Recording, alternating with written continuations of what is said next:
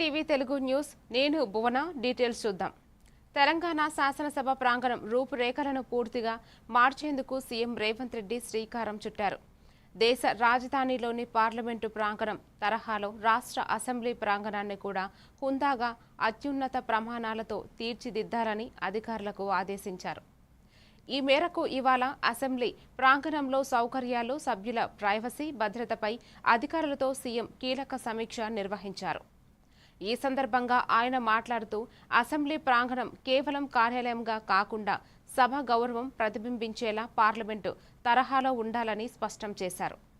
Public గార్డెన్స్లో assembly సభ్యుల కోసం ప్రత్యేకంగా ఓ క్లబ్ను ఏర్పాటు చేయాలని ఆదేశించారు.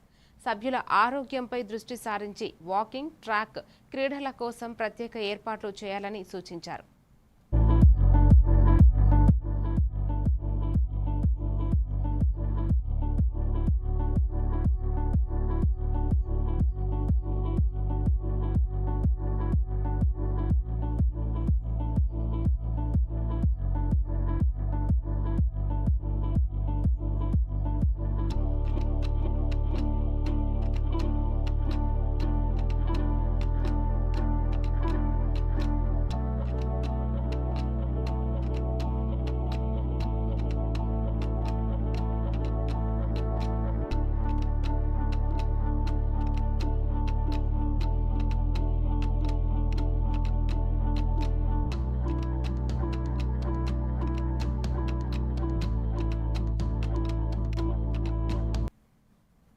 బీఆర్ఎస్ అధినేత మాజీ సీఎం కేసీఆర్ కీలక నిర్ణయం తీసుకున్నారు.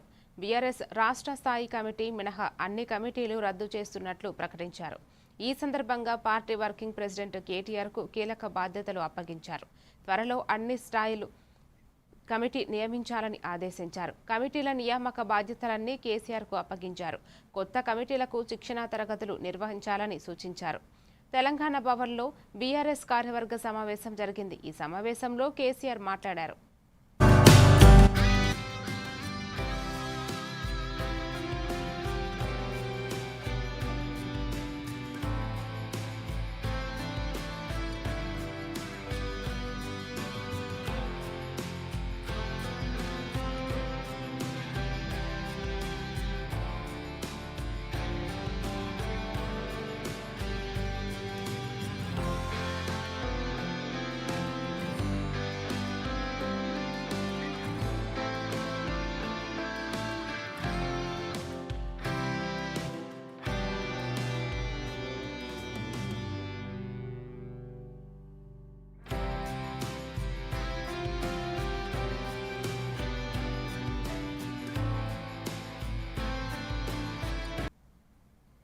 ఆంధ్ర విశ్వవిద్యాలయం శతాబ్ది ఉత్సవాలు అత్యంత వైభవంగా జరిగాయి.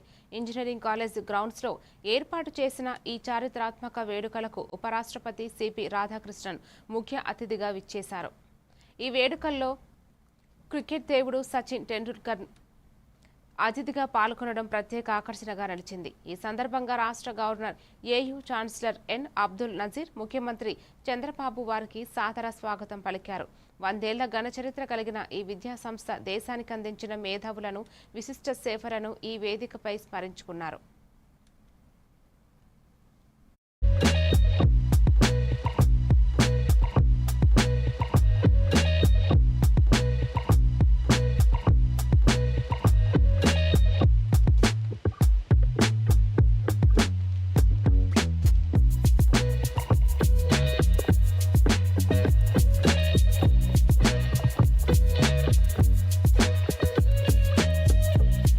On everyone at every level. You meet any individual in this room, we will have pressure.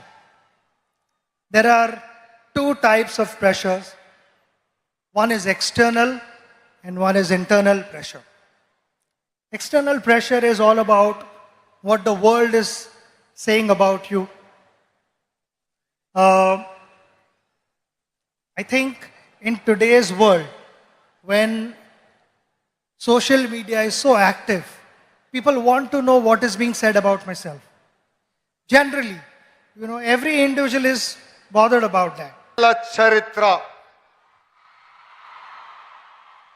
స్వాతంత్రం వచ్చే ముందల తెలుగు ప్రజలు పోరాడి ఆంధ్ర యూనివర్సిటీ సాధించుకుంటాం జరిగింది. మన యూనివర్సిటీ అనేక రికార్డులు సాధించడం జరిగింది. భారతదేశంలోనే వన్ ఆఫ్ ద ఓల్డెస్ట్ యూనివర్సిటీగా ఈరోజు మన ముందల నిలబడుతుంది. భాష ప్రయుక్త రాష్ట్రాల కోసం మనం ఆనాడు పోరాడితే ఆంధ్ర రాష్ట్రం ఏర్పడింది. అదేవిధంగా తెలుగు ప్రజల కోసం ఆంధ్ర యూనివర్సిటీ మనం ఏర్పాటు చేసుకుంటాం జరిగింది. నేను కార్నిగీ మెలన్ స్టాన్ఫర్డ్లో చదివిన వాడిని. కానీ ఈరోజు మిమ్మల్ని అందరూ చూస్తే అసూయపడుతున్నా, ఇక్కడ ఆంధ్ర యూనివర్సిటీలో చదువుంటే ఎంత బాగుండేదని. పక్కనే విశాఖ బీచ్ రోడ్, అద్భుతమైన ఫ్యాకల్టీ. అంతెందుకు ఆంధ్ర యూనివర్సిటీ స్టూడెంట్స్ జోషే ఈరోజు అదిరిపోతాం జరుగుతుంది. ప్రపంచంలో నెంబర్ 1 టెక్నాలజీ దిగ్గజం గూగుల్ డేటా సెంటర్, అతి పెద్ద ఇన్వెస్ట్మెంట్. ఆర్థిక సంస్కరణలు వచ్చిన తర్వాత $15 బిలియన్ ఈ విశాఖపట్నంలో పెడుతున్నారంటే అది విశాఖపట్నం యొక్క మహిమ.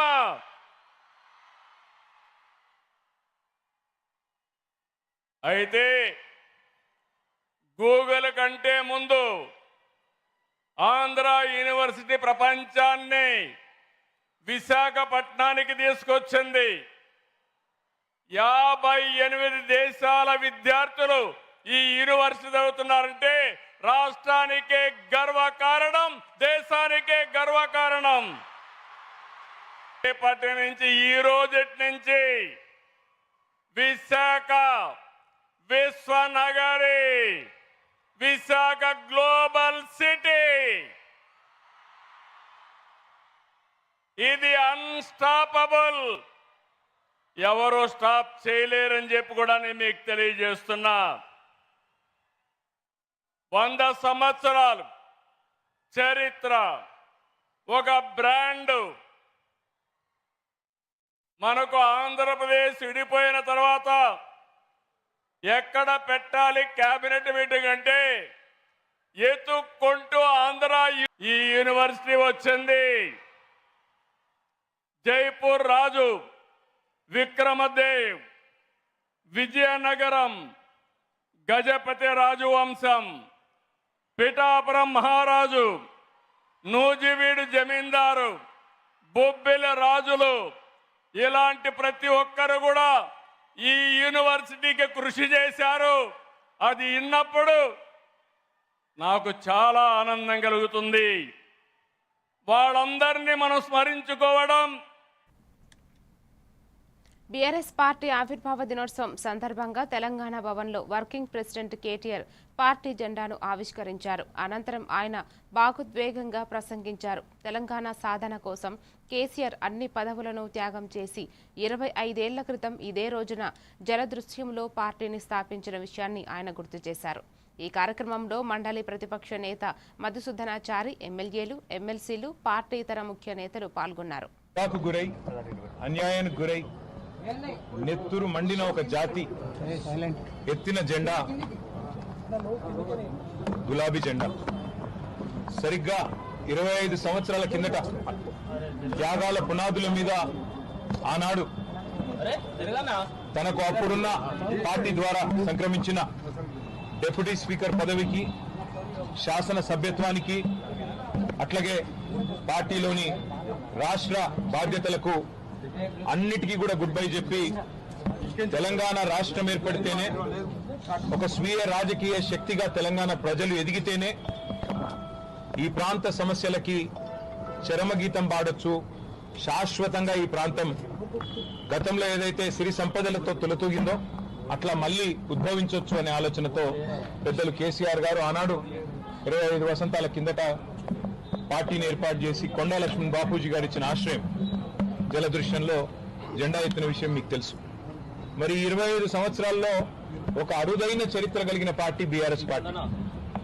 మొదటి 14 ఏళ్లు తన పోరాటంతో తెలంగాణ ప్రజలను ఐక్యం చేసి తెలంగాణ జాతిని మొత్తంగా ఎక్కడికక్కడ లక్షల సంఖ్యలో సమీకరిస్తూ వారికి తెలంగాణ రాష్ట్ర ఏర్పాటు ఆవశ్యకతను బోధిస్తూ అంబేద్కర్ గారు చెప్పిన విధంగా బోధించు, సమీకరించు, పోరాడు అన్నట్టుగా అడుగడుగున పోరాటాలు చేస్తూ ఢిల్లీ మెడలు వంచిన పార్టీ ఈ గులాబీ జెండా పార్టీ, ఈ బీఆర్ఎస్ పార్టీ.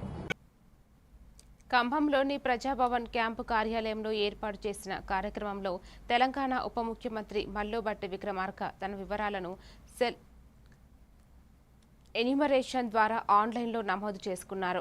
ఆయన సెల్ఫ్ ఎన్యూమరేషన్ పద్ధతి ద్వారా అధికారిక వెబ్సైట్లో తన కుటుంబం వివరాలను నమోదు చేశారు. డిజిటల్ విధానంలో ప్రజలు తమ వివరాలను తామే స్వయంగా నమోదు చేసుకునే ఈ సౌకర్యం వల్ల గణన ప్రక్రియ మరింత పారదర్శకంగా, సులభంగా మారుతుందని ఆయన ఈ సందర్భంగా పేర్కొన్నారు.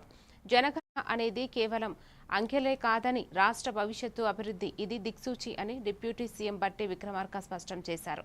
ఖచ్చితమైన గణాంకాలు ఉన్నప్పుడే ప్రభుత్వ సంక్షేమ పథకాలు నిజమైన అర్హులైన ప్రతి ఒక్కరికి సక్రమంగా అందుతాయని ఆయన వెల్లడించారు. రాష్ట్ర వ్యాప్తంగా ఉన్న ప్రజలందరూ ఏప్రిల్ 26 నుంచి మే 10 వరకు అందుబాటులో ఉండే ఈ స్వీయ నమోదు కార్యక్రమంలో ఉత్సాహంగా భాగస్వాములు కావాలని, రాష్ట్ర అభివృద్ధికి సహకరించాలని ఆయన పిలుపునిచ్చారు. ఈ కార్యక్రమంలో ఖమ్మం జిల్లా కలెక్టర్ దివాకర, ఇతర ఉన్నతాధికారులు పాల్గొని జనగణన ప్రక్రియను పర్యవేక్షించారు.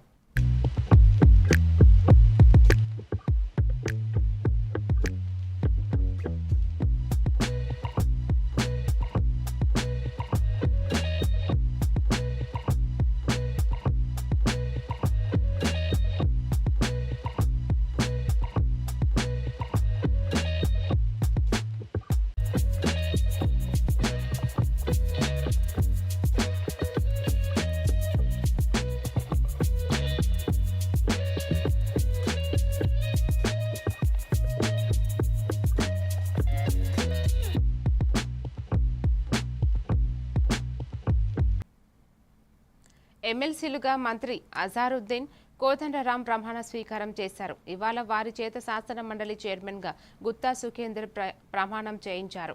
ఈ ప్రమాణ స్వీకారానికి ముఖ్యమంత్రి రేవంత్ రెడ్డి, పలువురు మంత్రులు హాజరయ్యారు. గవర్నర్ కోటాలో శాసన మండలి సభ్యులుగా కోదండరాం, అజారుద్దీన్ పేర్లను ఇటీవల గవర్నర్ శివప్రతాప్ శుక్లా నామినేట్ చేశారు. ఈ మేరకు తాజాగా ఉత్తర్వులు జారీ చేయడంతో ఇవాళ ఎమ్మెల్సీలుగా ప్రమాణ స్వీకారం చేశారు. ఎం కోదండరామారెడ్డి అనే నేను శాసన పరిషత్తు సభ్యునిగా నామనిర్దేశం అయినందున శాసనం ద్వారా నిర్మితమైన భారత రాజ్యాంగం పట్ల నిజమైన విశ్వాసం, విధేయత చూపుతానని, భారతదేశ సార్వభౌమాధికారాన్ని, సమగ్రతను కాపాడుతానని, నేను స్వీకరించబోయే కర్తవ్యాన్ని శ్రద్ధాసక్తులతో నిర్వహిస్తానని పవిత్ర హృదయంతో ప్రతిజ్ఞ చేస్తున్నాను.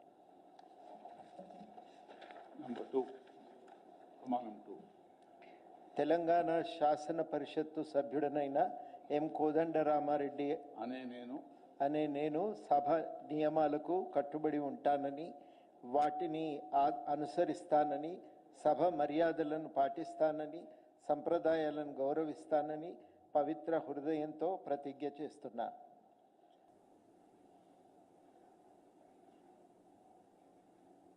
అజారుద్దీన్ గారు.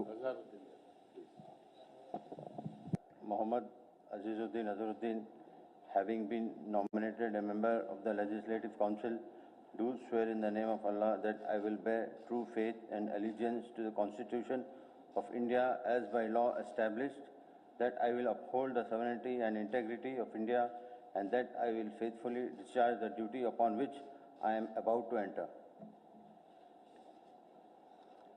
I, Muhammad Azizuddin Azharuddin, member of Telangana Legislative Council, do swear in the name of Allah that I shall abide by and follow the rules, observe the etiquette and respect the conventions of the House.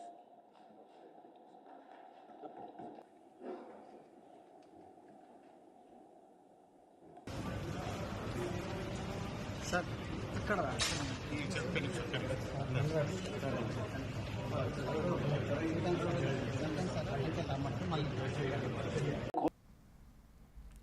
Hyderabad Vijayawada హైవేపై petrol diesel కోసం వాహనదారులు బారులు తీరారు. ఇంధన కొరత ప్రచారంతో ఆందోళన చెందిన ప్రయాణికులు full tank కోసం ఎగబడటంతో బంకుల వద్ద భారీ రద్దీ నెలకొంది. కొన్ని చోట్ల స్టాక్ లేక బోర్డులు దర్శనమిస్తున్నాయి. ఖమ్మం, భద్రాద్రి, హైదరాబాద్లోని పలు పెట్రోల్ బంకుల్లో నో స్టాక్ బోర్డులు కనిపించడంతో వాహనదారులు ఆందోళన చెందుతున్నారు. కొరత ఏర్పడుతుందన్న వదంతులతో బంకుల వద్ద కిలోమీటర్ల మేర క్యూలు కట్టారు. తెలంగాణలో ఇంధన కొరత లేదు, నిల్వలు సమృద్ధిగా ఉన్నాయని పౌర సరఫరాల శాఖ చెబుతున్నప్పటికీ పలు చోట్ల పెట్రోల్ బంకుల్లో మాత్రం నో స్టాక్ బోర్డులు దర్శనమిస్తున్నాయి.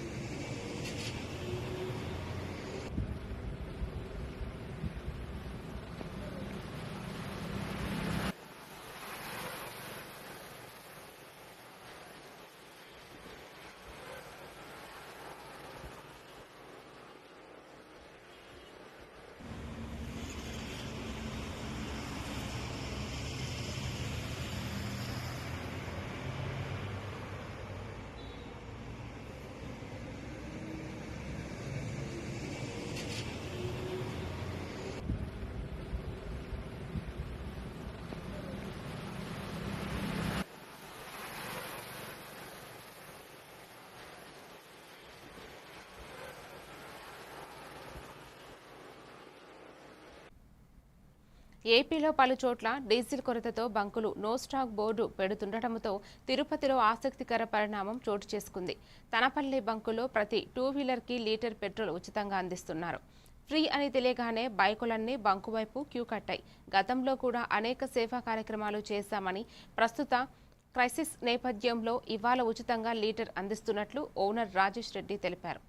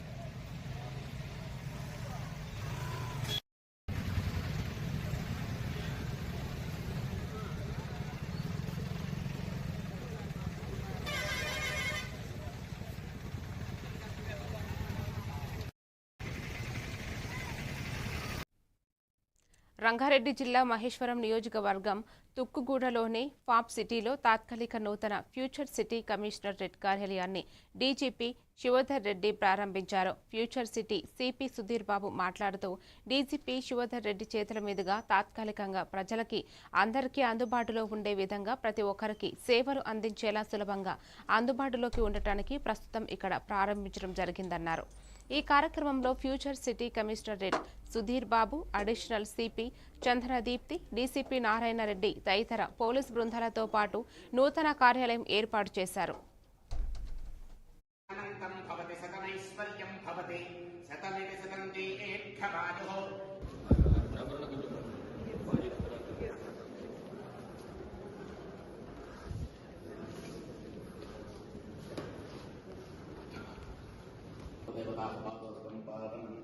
శుభం ఆయుష్మాన్ భవ.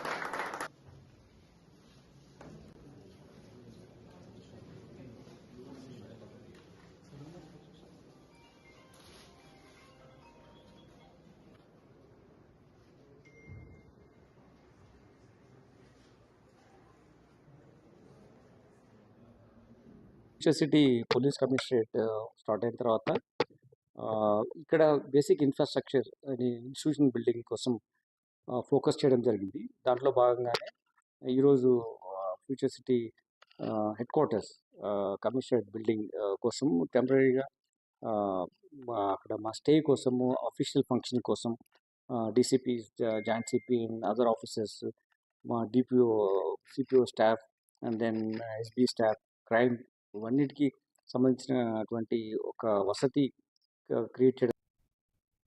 బాపట్ల మున్సిపల్ కార్యాలయంలో మున్సిపల్ రెవెన్యూ ఆర్ఐగా విధులు నిర్వహిస్తున్న ఇమాం 60,000లో 25,000 లంచం, 35,000 చలానా రూపంలో తీసుకుంటూ పడ్డాడని ఏసీబీ డీఎస్పీ ప్రతాప్ వెల్లడించారు. చిన్నగంజాం మండలం కొత్తపేట దేవరకొండ నాగేంద్రం ఇంటి పన్ను పేరు మార్పు ఫీజు 60,000 అడిగాడు. దీంతో బాధితుడు ఏసీపీని ఆశ్రయించగా ఏసీబీ అధికారులు సోమవారం సూర్యలంక రోడ్డులోని ఓ టీ స్టాల్ వద్ద నగదు లావాదేవీలు జరుగుతున్న క్రమంలో రెడ్ హ్యాండెడ్గా పట్టుకున్నారు. ఈ సంఘటనతో బాపట్ల పట్టణం ఒక్కసారిగా ఉలిక్కిపడింది.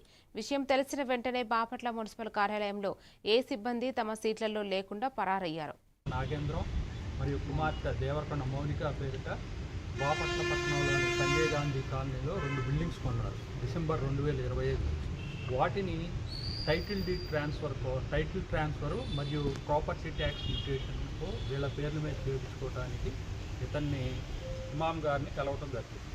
ఈయన వీళ్ళ భార్య అప్లికేషన్ ఆల్రెడీ ప్రాసెస్ చేసి దాంట్లో 50,000లో 25,000 రూపాయలు లంచం, మిగతాది అఫీషియల్గా కట్టవలసింది ఆల్రెడీ తీసుకున్నాడు. ఇంకా వీళ్ళ కూతురు దానికి కూడా మళ్ళీ 60,000 అడిగారు. ఈసారి 60,000లో 25,000 లంచం అని చెప్పారు. అయితే ఇంకా ఎంత నిర్ధారణ అంటే మనము వీళ్ళ అధికారులను అడిగి అసలుకి ఈ లిటిగేషన్ ఫీజు ఎట్లా క్యాలిక్యులేట్ చేస్తారు, ఎంతవరకు నిజంగా ఉంది దీంట్లో అనేది ఇంకా నిర్ధారణ కావాల్సి వచ్చింది. అలాగే గుంటూరు ఏసీబీ తరఫున ఎవరైనా మీకు తెలియజేసేది అంటే ఈ ప్రభుత్వ అధికారులు పబ్లిక్లో ఎవరైనా ప్రభుత్వ అధికారులు కనుక లంచం ఏమన్నా అడిగితే వెంటనే డిఎస్పీ గారికి కానీ లేకపోతే అడిషనల్ ఎస్పీ గారికి కానీ ఇక్కడ మా ఇన్స్పెక్టర్స్ మన్మథరావు, నాగరాజు, తర్వాత సుబ్బారావు, తర్వాత జిఎల్ శ్రీనివాస్ గారు, తర్వాత సురేష్ బాబు వీళ్ళ నంబర్స్ మళ్ళీ ఇస్తారు. వీళ్ళలో ఎవరికైనా కాంటాక్ట్ చేసి ఫిర్యాదు చేయవచ్చు, నిర్భయంగా ఫిర్యాదు చేయవచ్చు. దానిపైన వెంటనే యాక్షన్ తీసుకోవడం జరుగుతుంది. హైదరాబాద్ అంబర్పేటలోని చౌరస్తా వద్ద అగ్ని ప్రమాదం సంభవించింది.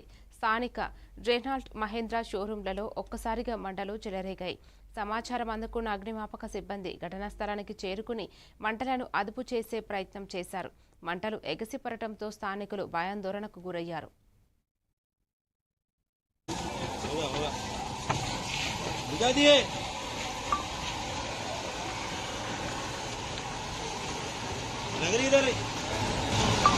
तो अंदर से नहीं पलट जाते उधर वीडियो के चक्कर में नीचे गिर जाएंगे ज्यादा वेट न डालो।